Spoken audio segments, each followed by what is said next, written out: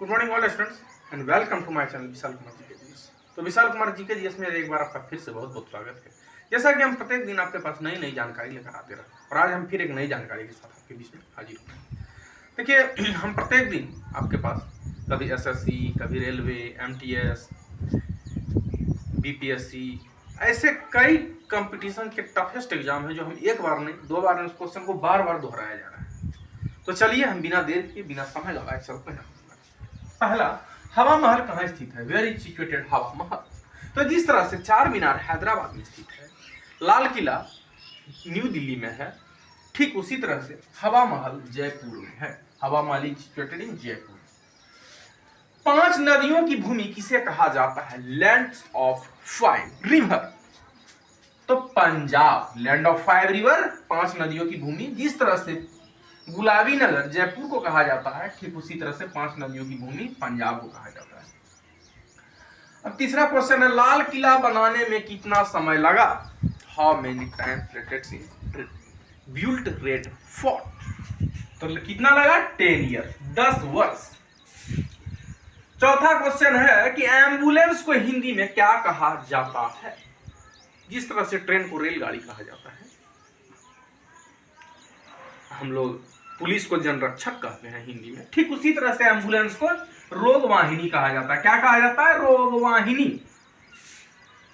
अब पांचवा है कि भारत का 28वां राज्य कौन सा है?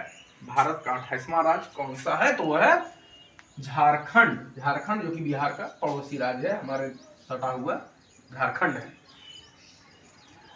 अब छठा है कि रूसी क्रांति कब हुई? रूस की क्रांति कब हुई? तो हुआ 1917 में। रूसी क्रांति कब हुई? 1917 में हुई। राज्यसभा के पदेन अध्यक्ष कौन होते हैं? राज्यसभा के पदेन अध्यक्ष कौन होते हैं? तो होते हैं उपराष्ट्रपति। कौन होते हैं? उपराष्ट्रपति। इंडिया हाउस कहाँ स्थित है? Where is situated India house? Of India house in London. कहाँ स्थित है? लंदन में। 9वां क्वेश्चन है, वेदों की और लौटो का नारा किसने दिया? जिस तरह से तुम मुझे खून दो मैं तुझे आजादी दूंगा, सुभाष चंद्र बोस ने कहा। इनकलाब जिंदाबाद भगत सिंह ने कहा।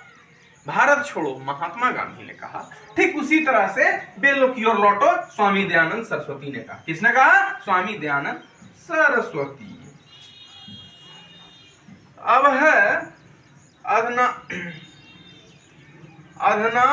अधनारी को क्या कहा जाता है? आधा नर और आधा नारी को क्या कहा जाता है? तो आधा नर और आधा नारी, आधा स्त्री आधा पुरुष, तो उसको कहा जाता है अर्धनारीश्वर। क्या कहा जाता है? अर्धनारीश्वर। तो it is a very most important question for competition exam likely SSC, railway, BPSC, यहां तक कि यूपीएससी जैसे टफेस्ट एग्जाम में भी उस क्वेश्चन को एक बार नहीं, दो बार नहीं, बार बार दोहराया जाता है।